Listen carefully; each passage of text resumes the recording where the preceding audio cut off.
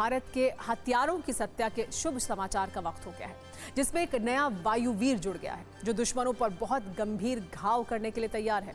भारतीय सेना के जंगी बेड़े में शामिल इस हाइपरसोनिक हथियार को देखकर भारत के दुश्मनों को हाइपर टेंशन हो सकता है।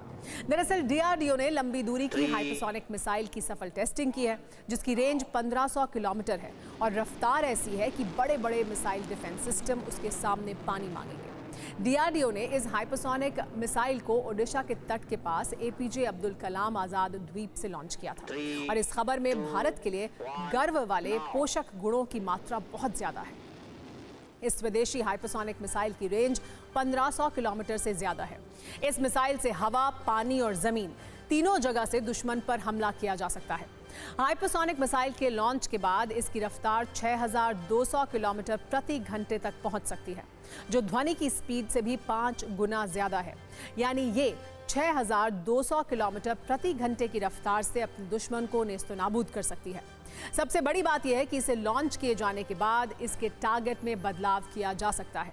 ये बेहद कम ऊंचाई पर उड़ान भरने में सक्षम है, इसीलिए इसे किसी डिफेंस सिस्टम के द्वारा ट्रैक करना मुश्किल होता है।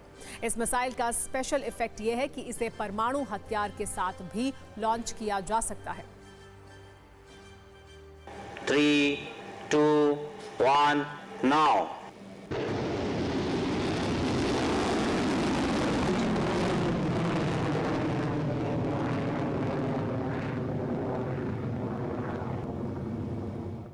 Three, two, one, now.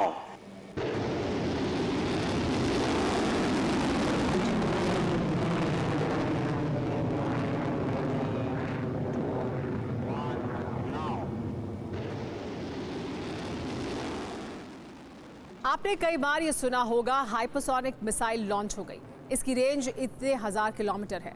लेकिन आज हम आपको ये बताते हैं कि भारत ने जो हाइपरसोनिक मिसाइल का सफल परीक्षण किया है उसके मायने क्या हैं और उससे चीन और पाकिस्तान जैसे देशों को घबराने की जरूरत क्यों है।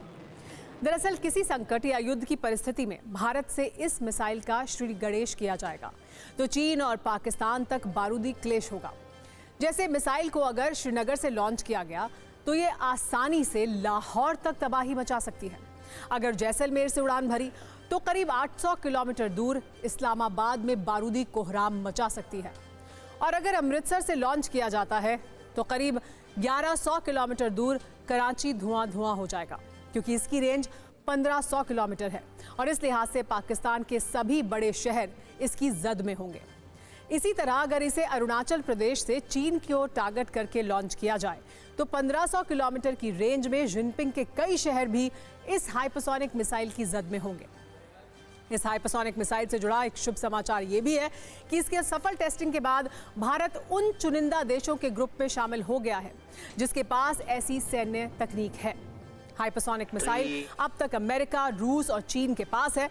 दावा किया जाता है कि उत्तर कोरिया भी ऐसी मिसाइल विकसित कर चुका है जो धरती से अंतरिक्ष या धरती से धरती के दूसरे हिस्से में सटीकता से मार कर सकते हैं और अब भारत भी इस एलीट क्लब का हिस्सा बन चुका है, जो गर्व का विषय है। 3, 2, 1, now.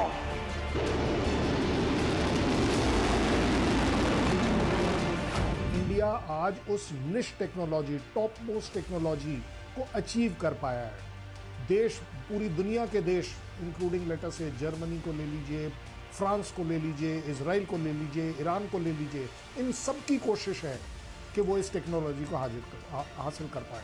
और इसलिए न केवल इंडिया के अपने टेक्नोलॉजिकल जंप के लिए इम्पॉर्टेंट है, अपनी डिफेंस फोर्सेस के लिए इम्पॉर्टेंट है, अपनी इकोनॉमी के लिए इम्पॉर्टेंट है।